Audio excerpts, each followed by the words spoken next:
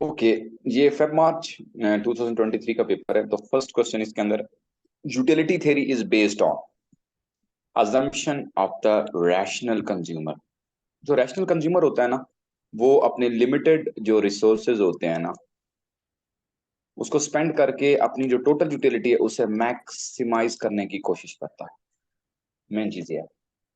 But necessary to act as a rational consumer, access to complete information, access to complete information is rational। तो rational है तो he has no access to like complete information. Possible है? नहीं sir, ज्यादा वो आई तो will होगी B, ना।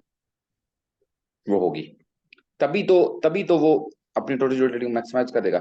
एडिक्टिव बिहेवियर, एडिक्टिव बिहेवियर नहीं नहीं। होगा, क्योंकि अगर होगा तो वो इरेशनल हो जाएगा। Choice is independent of other consumers. Like बाकियों को देख के अगर करेगा तो पता है क्या करेगा, उसे कहते हैं ratchet effect, band wagon effect, या स्नॉब इफेक्ट, या डिमॉन्स्ट्रेशन इफेक्ट। ये फोर मैंने जो बातें बताई हैं, ये होता है इकोनॉमिक्स के अंदर। यानी दूसरों से अफेक्ट होना। लाइक अच्छा उसने इतना अच्छा ड्रेस पहना हुआ है, अच्छा वो उसमें यूटिलिटी है ही नहीं है, बस आप फैशन को, ट्रेंड को देख रहे हैं, तो you are not rational. Choice is independent of other. तो आप जरा बताएं क्या बनेगा, यहाँ पे तो जरा प्रॉब्लम हो गया। यस। यस होना चाहिए। होगा ना, इंडिपेंडेंट ही होगा ना। चॉइस शुड बी इंडिपेंडेंट, तो यस होगा। एडिक्टिव, नो होगा। एक्सेस टू इंफॉर्मेशन, यस होगी। तो आंसर क्या होना चाहिए? डी। डी होना चाहिए। ठीक है, गुड है। मेरा आंसर भी डी है। मार्क्स की बाद में देखेंगे। क्वेश्चन नंबर टू, मतलब लॉजिकली यही है। Price of good S is $6 and the price of good T is $8। ठीक है। Consumer margin utility for each good is shown like this. अच्छा, अब इसमें ना ये फॉर्मूला यूज करेगा, ये वाला, margin utility of S over price of S is equal to margin utility of T over price of T. थोड़ा सा लंबा काम होता है लेकिन ये काम होगा। अब प्राइस ऑफ एस कितना है? 6 है। और प्राइस ऑफ टी कितना है? 8 है। ऐसा काम करना है, ऐसी यूटिलिटी यहाँ फिट हो कि हमारा आंसर जो है वो लाइक सेम आ जाए। मुझे तो ये लगता है यही। The consumer wants to maximise total utility, which combination of goods would they consume. So अब 6 भी है, 8 भी है, उसने इनकम नहीं दी। मसला ये है, अब हमें खुद ही करना पड़ेगा। एनीवेज हमारे पास ए बी सी डी है। 1 मिनट भी नहीं लगना इसको चूज करने में। मैं सी और डी में इसलिए जा रहा हूँ कि जरा बड़ी वैल्यूज जरा देख लेता हूँ मैं। सी क्योंकि ना डिवाइड कर रहा है ना, तो 3, एस के 3, एस के 3 18 है। 18 divided by 6 is 3, and 4 units of other, that is 18। 18 divided by 8, no ये रिजेक्ट हो गया, सेम डिफरेंट नहीं आ होगा। रहा, डिफरेंट आ गया। सो मैं जाता हूँ बी के साथ। मुझे अब लग रहा है बी आएगा। 24 डिवाइडेड बाय, और शायद आंसर बन भी जाए, 24 divided by 6 is 4, and next is 1।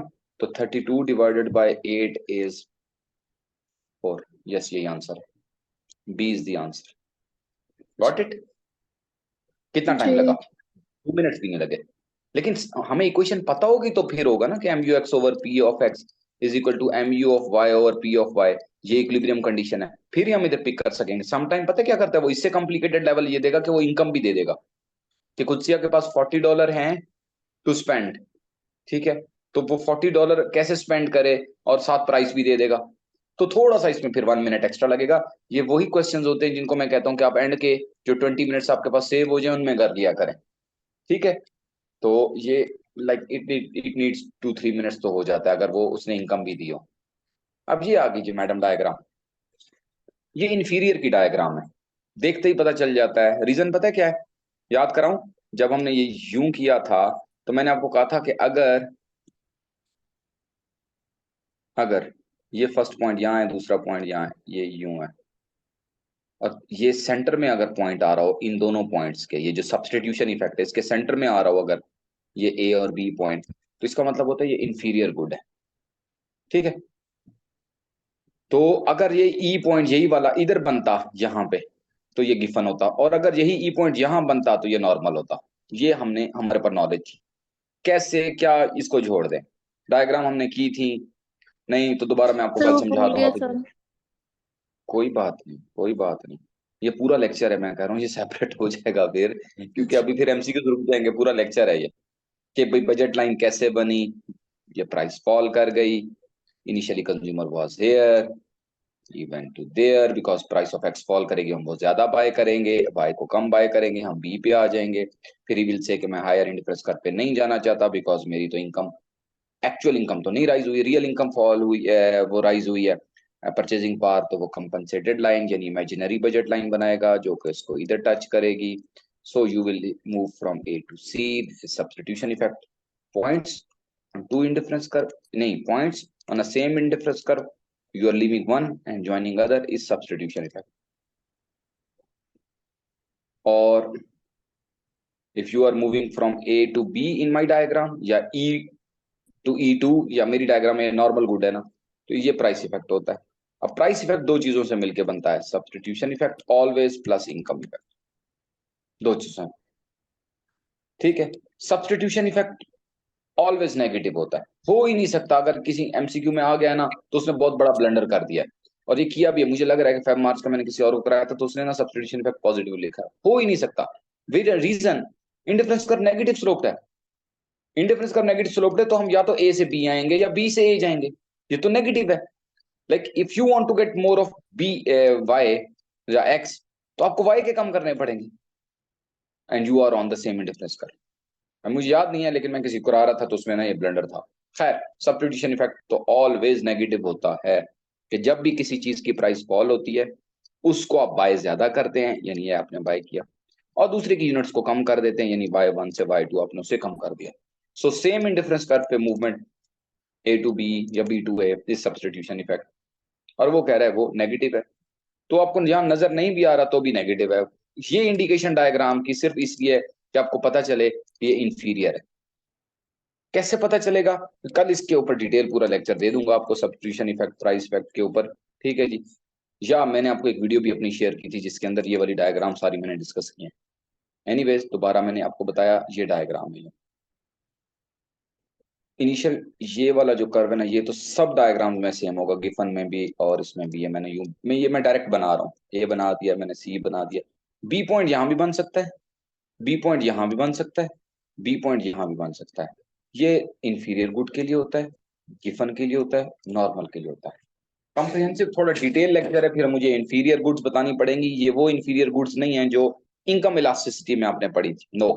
Giffen goods वो गुड्स होती हैं according to sir Robert Giffen, कि अगर प्राइस फॉल हो तो आप इनकी क्वांटिटी डिमांडेड फॉल कर देते हैं, प्राइस राइज हो क्वांटिटी डिमांडेड राइज कर देते हैं, यानी ये पॉजिटिव डिमांड कर्व की चीजें हैं। ये भी मुझे फिर एक सेपरेट हाफ आवर का लेक्चर चाहिए, इसलिए कंज्यूमर बिहेवियर के ऊपर ना फुल फ्लेज लेक्चर होता है अलग। अगर हम यहाँ बैठे ना तो आप ट्रैप हो जाएंगे फिर। देखें, अब यहाँ पे हो क्या रहा है, what can be diagram of the, madam बात पता है क्या है? ये I1 है, ये I2 है, यही इंडिकेट कर रही है कि G से H, इसका मतलब है प्राइस ऑफ एक्स फॉल हुई है। ये तो कंफर्म हो गया कि प्राइस ऑफ एक्स फॉल हुई है। ये फॉल किस तरह, राइज नहीं है ये? कैसे राइज नहीं फॉल, हुई, इस राइज। प्राइस राइज हुई है, कैसे? जी से एच। जी से प्राइस, प्राइस फॉल हुई है मैडम। अब आपको मुझे बजट लाइन भी समझानी पड़ेगी, आपको भूल गई है। आपके पास इनकम थी $100, प्राइस ऑफ एक्स है 10 डॉलर कर लेता हूँ। अब मैं सिर्फ इसी को समझा रहा हूँ, वाई को छोड़ें। $10 में आप कितने बाय कर सकती थी? अगर आपके पास टोटल इनकम $100 हो तो क्वांटिटी ऑफ एक्स कितना बाय कर सकती थी? टोटल 10, ये 10 है। अब प्राइस ऑफ एक्स फॉल हो गई है और $5 हो गई है। अब आप क्वांटिटी ऑफ एक्स कितना बाय कर सकती हैं विद इन ₹100? 20, तो ये 20 होगी। ये तो क्वांटिटी को शो कर रही है, प्राइस को थोड़ी शो कर रहा है हॉरिजॉन्टल एक्सेस। बजट लाइन तो क्वांटिटीज को शो करती है जो कि आप अपनी इनकम में बाय कर सकते हैं, जो कि $100 है। यहाँ प्राइस तो ना वर्टिकल एक्सेस पे है ना हॉरिजॉन्टल एक्सेस पे, क्वांटिटीज होती हैं। As price fall you are able to buy more. समझ आई है? जी। सो ये प्राइस फॉल केस है। अब ये इनका ब्लंडर है और मार्क्स स्टूडेंट को नहीं दिए, पॉजिटिव होता ही नहीं है, ये नेगेटिव है। आप कहीं भी देखें सब्स्टिट्यूशन इफेक्ट सिर्फ वहां पॉसिबल है पॉजिटिव, कि अगर इंडिफरेंस कर पॉजिटिव स्लोप हो जाए, बस। अब आप देखें, मैं करता हूं स्टॉप शेयरिंग और मैं करता हूं शेयर दिस, और मैं इधर जाता हूं, इधर खोलता हूं चैट जीपीटी।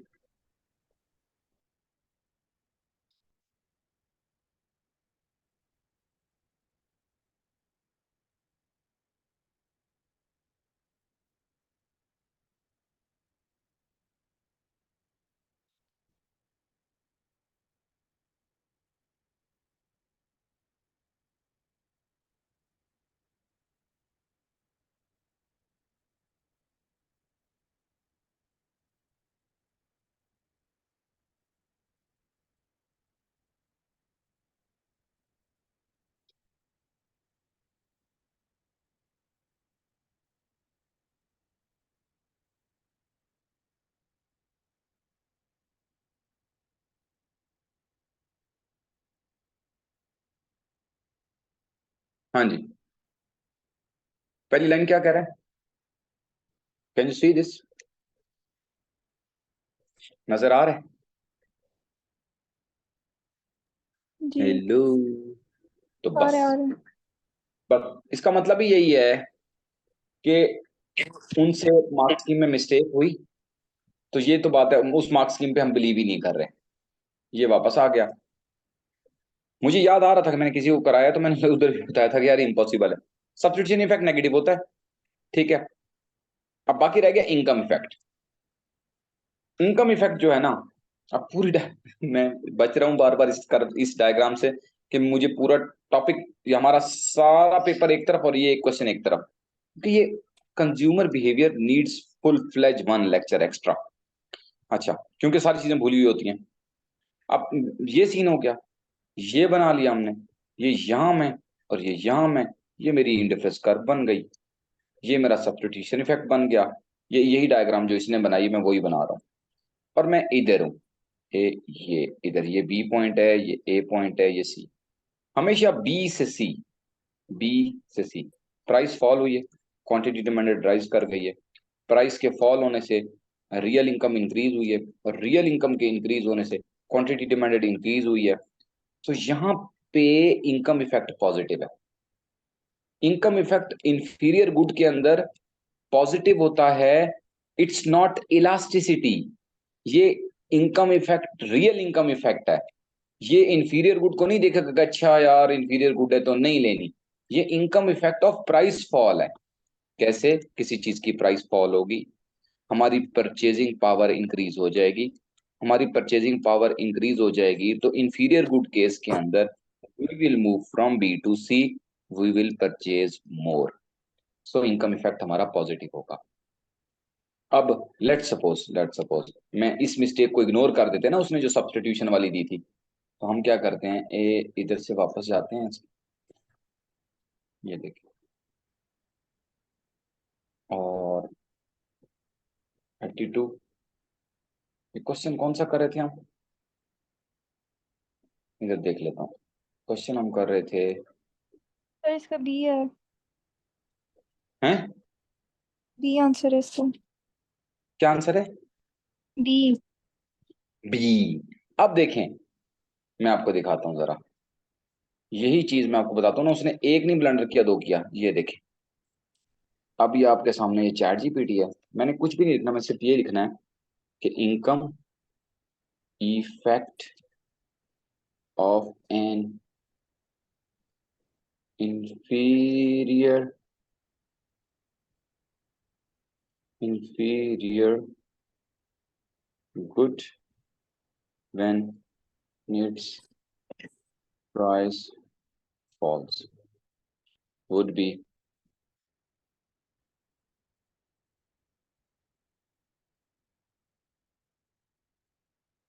इधर देखें, ये देखें, ये देखें,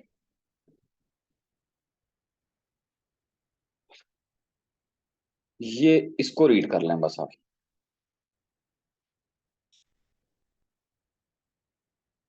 पॉजिटिव और negative depending upon the specific characteristic. ओए होए, अच्छा अच्छा, बताया तो है मैंने कि वो इंफीरियर गुड है। How for more inferior goods the income effect is generally negative.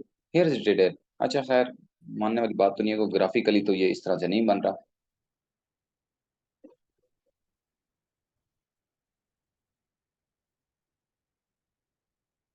हाँ यहाँ तक तो ठीक कह रहा है। Real income due to the change in the price of the good, price of decrease for an inferior when the price of consumer income effectively increase because of the you cannot purchase the same quantity of the good for the less money, giving up some of the budget to spend on other goods. Negative effect, negative on inferior goods for an real income tip। अच्छा, एक second इसको delete कर दूं जरा मैं। ये चलें, हम तो जितनी भी यूनिवर्सिटी लेवल के ऊपर बुक्स पढ़ाते हैं ना, उसके अंदर हमारे पास जो इनकम इफेक्ट होता है ना, वो इंफीरियर गुड का जो है वो पॉजिटिव आ रहा होता है। और उसकी रीजन ये होती है, इसकी रीजन ये है कि जो इनकम इफेक्ट है वो हमेशा दो पैरेलल लाइंस के इन बिटवीन होगा। ये दो पैरेलल लाइंस हम बनाते हैं, इमेजिनरी लाइन जो होती है ए, ये हो गया यूं। अब हमारे पास ये बी पॉइंट है, हम यहाँ चले गए थे। अब मैंने वापस कहाँ से आना है, मैंने बी से सी पे आना है। जब जब भी इनकम इफेक्ट देखा जाता है, सब्स्टिट्यूशन इफेक्ट देखा जाता है, हम इधर से मैच करते हैं कि हम यहाँ थे, हम इधर आ गए हैं, बी टू सी। इसका मतलब ये होता है बी टू सी अगर आप गौर करें, बी पे वो X1 बाय कर रहा है, वो X2 बाय कर रहा है। प्राइस ऑफ एक्स फॉल हुई है, उससे रियल इनकम राइज हुई है। रियल इनकम के राइज होने से he is purchasing more of x good. ये इम्पॉसिबल है। मैं अभी इसको जब एक दो कीज दूंगा, अपनी मर्जी के रिजल्ट नहीं लेने मैंने। तो income effect is usually positive for inferior good when its price falls। How? अब देखिए,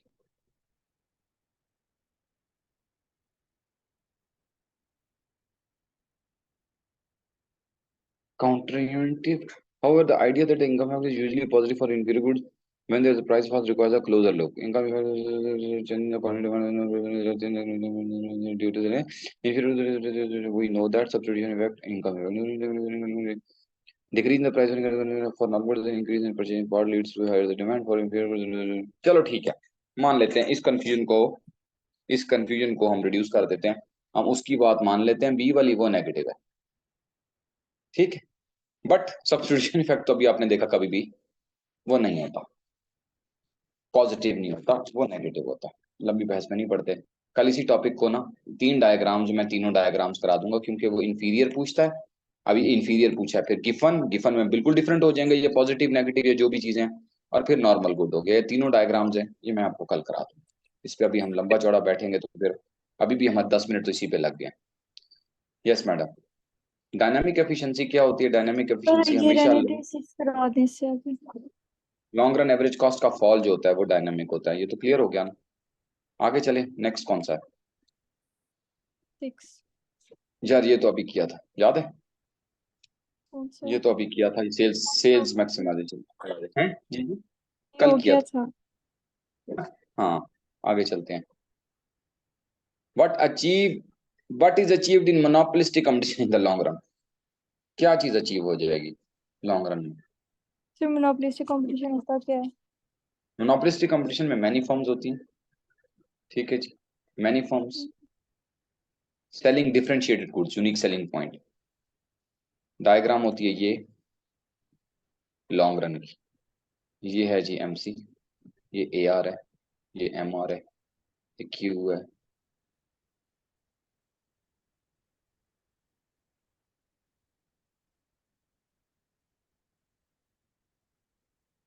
ये जो पॉइंट है ना, ये वाला पॉइंट, एग्जैक्टली इसी पॉइंट के ऊपर आपकी एवरेज कॉस्ट, जो लॉन्ग रन एवरेज कॉस्ट है, वो टच करनी है। इसका मतलब है आपकी जो आप नॉर्मल प्रॉफिट अर्न कर रहे होते हैं मोनोपोलिस्टिक कंपनी, लॉन्ग रन में आपकी प्राइस और एवरेज कॉस्ट इक्वल होती है, तो no profit no loss, of break even पे है।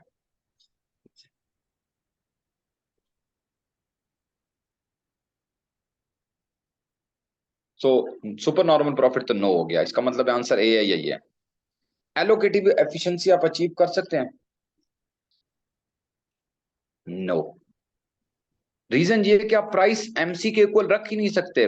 यहाँ पे यही सीन है, प्राइस एमसी के इक्वल तो नहीं होती है, प्राइस एमसी के इक्वल तो ये वाला पॉइंट है, ये वाला वो सिर्फ परफेक्ट कंडीशन में होता है। So I will go with A. Answer check कर लें कि क्या है।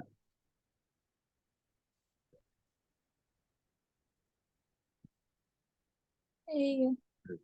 यही है। नो इसलिए कहा मुझे है मैंने। समझ नहीं आएंगे। अच्छा नहीं आई है, अभी बताता हूँ। पहली बात ये है कि सुपर नॉर्मल वाला समझ आ गया? नहीं। नहीं आया क्योंकि आपको डायग्राम तो नहीं आती ना। लॉजिक क्या है? लॉजिक नहीं है इसकी कोई? लॉजिक ये है कि लॉन्ग रन के अंदर, if this business is earning, ये देखो पहले मैं इधर इसकी प्राइस बना देता हूँ। डायग्राम आती है ये वाली जो मैंने बना रहा हूँ, मोनोपोली वाली डायग्राम, मोनोपोलिस्टिक कंपटीशन वाली, ये है ये। If this business is earning abnormal profit in the short run, ये शॉर्ट रन, ये उसकी कॉस्ट है, इतना वो प्रॉफिट अर्न कर रहा है। लॉन्ग रन में क्योंकि ये कंटेस्टेबल मार्केट है, बहुत सारी और बिजनेसेस मार्केट में एंटर हो जाएंगे, जिसकी वजह से सबका प्रॉफिट डाउन हो जाएगा और इसका प्रॉफिट भी नॉर्मल प्रॉफिट पे आ जाएगा। ये ए पॉइंट पे आ गए। अब इसकी प्राइस और एवरेज कॉस्ट इक्वल है लॉन्ग रन के अंदर, और he is earning normal profit. So super normal तो पॉसिबल ही नहीं है ना लॉन्ग रन के अंदर, ये चीज तो, ये तो नो हो गया। लेकिन सर अब रहेगी बात, डिफरेंशिएटेड प्रोडक्ट्स नहीं होती है इसमें। होती ही सारी डिफरेंशिएटेड है, शुरू से डिफरेंशिएटेड है, तो उसके तो इतने फिर तो सब्स्टिट्यूट सुपर हैं। नॉर्मल ही होना चाहिए। सुपर नॉर्मल डिफरेंशिएटेड की कंडीशन नहीं है कि डिफरेंशिएटेड होगा तो सुपर नॉर्मल होगा, ठीक है। मसला ये है कि there are many firms and you have immense choice. जब कंपटीशन ज्यादा होगा तो प्राइसेस डाउन हो जाएंगी ना, यहाँ पे तो प्राइसेस डाउन हो रही हैं, कॉस्ट नहीं बढ़ रही, प्राइस डाउन हो रही है। मसला ये है, कंपटीशन है, प्राइस डाउन होगी, लॉन्ग रन में बहुत सारे बिजनेसेस आ जाएंगे, आपका प्रॉफिट नॉर्मल पे चला जाएगा।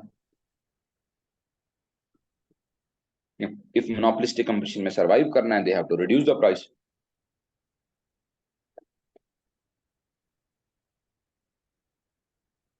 सुपर नॉर्मल प्रॉफिट तो होता ही नहीं है ना, ये तो इम्पॉसिबल है ना कि आप कहेंगे लॉन्ग रन के अंदर, परफेक्ट कंपटीशन के अंदर, परफेक्ट कंपटीशन और मोनोपोलिस्टिक कंपटीशन में सुपर नॉर्मल प्रॉफिट है ही नहीं, डिस्कस ही नहीं हो आपकी बुक के अंदर। लॉजिक में यही बता रहा हूँ, बहुत सारी फर्म्स आ जाएंगी, मार्केट शेयर हो जाएगी। अब रह गया ये वाला, एलोकेटिव एफिशिएंसी की कंडीशन ही पी इक्वल टू एमसी होती है, कि produce where price is equal to MC, और वो पॉसिबल ही नहीं है इस ग्राफ में। आपने प्राइस हमेशा यही रखनी है, ये क्वांटिटी और ये प्राइस रखनी है, ये वो पॉइंट है पी इक्वल टू एमसी वाला। यहाँ तो हो ही नहीं सकता, ये तो परफेक्ट कंपटीशन वाला यहाँ प्रिवेल करता है।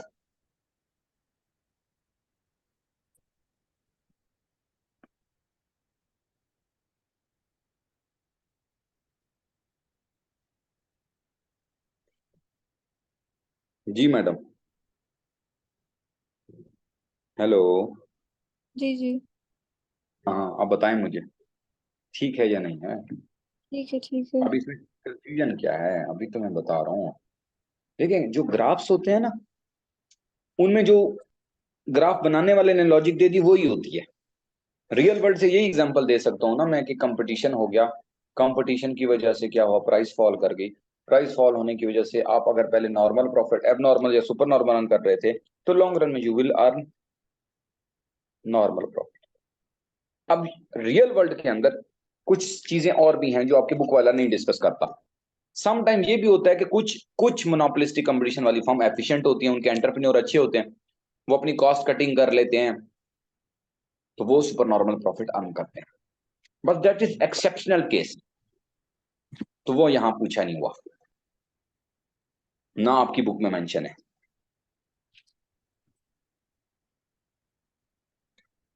ठीक है, चले आगे। ठीक। जी जी। ठीक है, नेक्स्ट क्वेश्चन कौन सा, 7 पे ही चले। सर एक minute.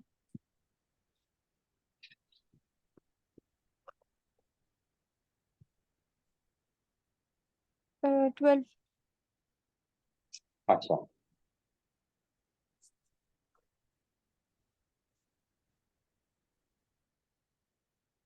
The diagram shows the supply curve of a labour for two separate markets, एक में इनइलास्टिक और एक में elastic.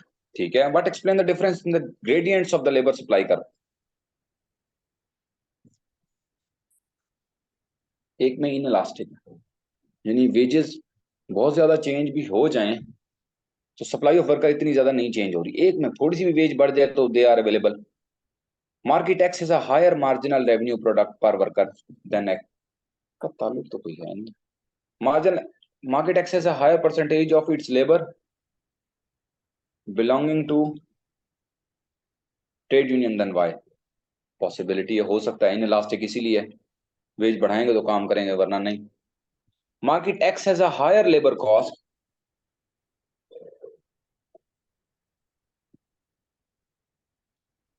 belonging to trade unions than Y. Market X has a higher labor cost as a percentage of total cost than Y than X. अच्छा, अच्छा। हम्म hmm hmm hmm hmm hmm हम्म।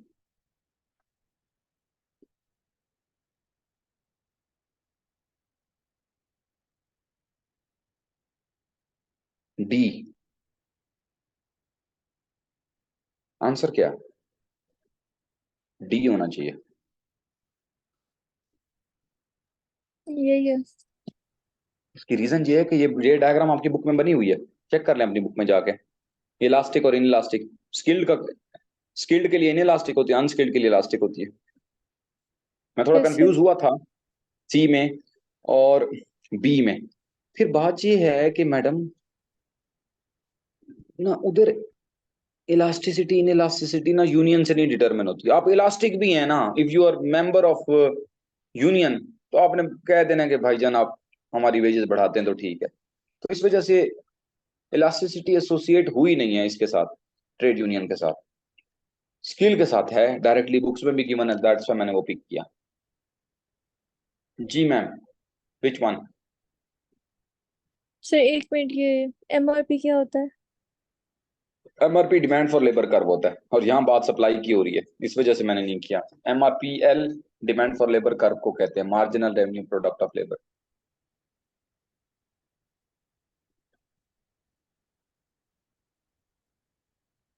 MRP फिर is भी the other D name किस of, तरह हुआ? Skilled worker को higher करने के लिए आप इतनी ज्यादा वेज भी बढ़ा देना तो उनकी सप्लाई बहुत कम चेंज होगी फ्रॉम S1 से S2। क्यों? क्योंकि उनको ट्रेन करने के लिए एक लंबा अरसा चाहिए, हम्म। टाइम चाहिए, वो इतनी जल्दी नहीं आ सकते। 4 साल की ट्रेनिंग लेंगे, कोर्सेज लेंगे, फिर आएंगे, इसलिए। ठीक। है, समझ आ गई बात। जी जी। नेक्स्ट, सर एक मिनट देखिए। देख।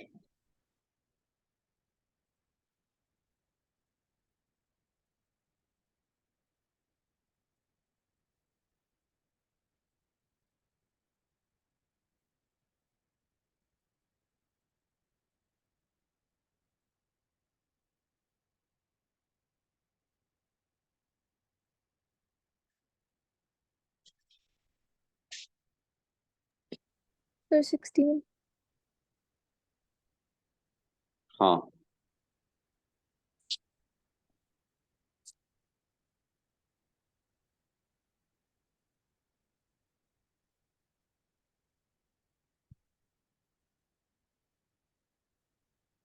16। In a country, the top 20% of earners pay 45% tax, and 25% on sale tax. अब एक minute, in a country the top 25% of earners paid 45% income tax and 45% in sale tax and received 5% in cash benefits. ठीक है, what is the percentage of disposable income for this group? Disposable income,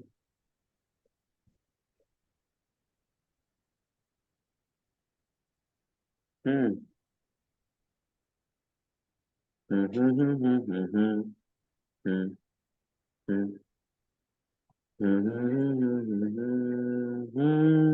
हम्म 60। कैसे? ऐसे कि madam कुत्सिया ने ले लिए लेज और sting और बहुत मजे मजे के पिज्जा और सब कुछ, उस पे होता है सेल्स टैक्स, वो डिडक्ट नहीं होता। पर्सनल डिस्पोजेबल इनकम पीडीआई अगर मैं इसे कहूं, या disposable income is income minus the income tax, the direct taxes that are excluded. So आपकी इनकम में से, दैट इज 100, सबसे पहले आपने 40% आपने माइनस कर दिए। 40 क्यों कह रहा हूँ, 5% तो उसे कैश वापस मिल गया। So ma'am you are left with 60% of your income. Now you are free to spend anywhere where you want. So point ये है, आप उससे फूड लें, जो भी लें, उस पे आएगा सेल्स टैक्स या वो वैट, वो नहीं माइनस कर रहे हम, वो हमारा डिस्पोजेबल इनकम में से माइनस नहीं होता। ये वो इनकम होती है, ये बिफोर कंजम्पशन ही आपकी इनकम में से डिडक्ट हो जाना कंडीशन है। तो दैट्स वाई वो मैंने 5% पहले माइनस कर दिया, तो फिर इस वजह से मैंने कहा ये आपकी डिस्पोजेबल इनकम। Got it? ठीक। जी। नेक्स्ट। ये इसके नीचे ही 17। 17। Which combination of circumstances is most likely to lead to an increase in country's budget deficit? Budget deficit क्या होता है? Government spending is greater than tax revenue. ठीक है जी, इसको मैडम ने तो क्वेश्चन दे दिया जी। सी हाँ, ये राइज कर रही हो, इसका तो राइज है, पहले ए और बी कर ले। गवर्नमेंट स्पेंडिंग क्या हो, डिक्रीज कर रही हो, जीडीपी डिक्रीज कर रही हो।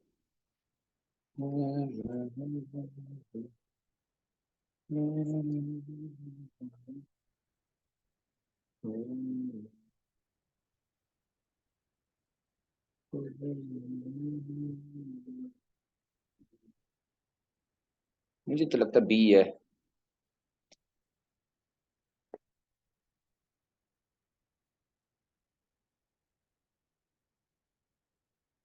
आप बताएं, अगर ये आंसर नहीं है तो मुझे बस बता दें, नहीं सर ये वाला आंसर नहीं है। वैसे तो मैं तो जाऊंगा। यही है। हम्म, अच्छा, अब देखे ना, उसने स्टेट नहीं दिया, कितना फजूल किस्म का बंदा है ना। अब आपको बताता हूँ, सीन ये है कि आपकी जीडीपी फॉल कर गई है। अब जीडीपी को समझे खुद से आपकी ना, आप यूके चलेंगे इंशाल्लाह माशाल्लाह, आपको जो घर से ना मंथली स्टाइपेंड आता है, जो इनकम आती है, वो कम हो गई है। ठीक है, हम्म। वो कम हो गई है। अनएम्प्लॉयमेंट राइज हो गई है, इसका मतलब है जो आप कहीं कॉफी शॉप पे या कहीं भी कोई भी एक ऐसे आपकी कोई भी थी, कोई शॉप पे कोई काम शाम छोटा मोटा कर रही थी, 5 आवर्स अ डे अलाउ होता है फिर स्टूडेंट्स को सेकंड सेमेस्टर से ऑनवर्ड थर्ड में, वो राइज कर गई है। और स्पेंडिंग आप राइस उतनी की उतनी कर रही है। हैं? क्या चीज? राइस क्यों कर रही है, कह रही हूँ। वो उन्होंने कहा कि जी पाकिस्तान के सारे स्टूडेंट्स को निकाल दें जो भी जॉब्स कर रहे हैं। अब ये रीजन नहीं बताई ना उसने, कोई भी रीजन हो सकती है। उस नहीं, फिर कंट्री ये की क्या जीडीपी, बात है, निकाल। अरे बाबा उसने सिचुएशन दी है ना। अब आप, आपकी एग्जांपल में मैंने पहले तो अपनी एग्जांपल ले लेते हैं ना, हम अपनी ले लेते हैं। आप एक जगह जॉब कर रही थी, उधर से भी कुछ अर्निंग हो रही थी, वो नहीं हो रही। ठीक है, जो आपको पैसे भेजे जा रहे थे वो भी कम हो गए, लेकिन खर्च आप उतने का उतना कर रही हैं, तो डेफिसिट होगा कि नहीं होगा? Spend more than the income. पहले तो ये सिचुएशन समझ लें, फिर कंट्री लेवल पे आते हैं। कंट्री की जब जीडीपी फॉल होती है ना, इसका मतलब है इकोनॉमिक ग्रोथ फॉल कर गई, इसका मतलब है goods and services come produce हुई, इसका श्योर शॉर्ट मतलब है कि आपकी अनएम्प्लॉयमेंट बढ़ गई है। हम्म। पहले तो ये बताएं, ये बात लिंक समझ आ गया? जी। अब मैडम मुझे ये बताएं, अनएम्प्लॉयमेंट इंक्रीज हो रही है, बेचारों को पैसे नहीं होंगे तो गुड्स एंड सर्विसेज खरीदेंगे कोई? जी। नहीं ना। इनकम टैक्स देंगे कोई? नहीं ना। तो ये दोनों टैक्स रेवेन्यू है जो गवर्नमेंट के फॉल कर गए। टैक्स रेवेन्यू फॉल कर गए, आप स्पेंडिंग उतनी की उतनी कर रही हैं। नो चेंज वाला सीन देखिए लिखा हुआ है। मतलब गवर्नमेंट स्पेंडिंग में कोई चेंज नहीं है? हाँ ये देख,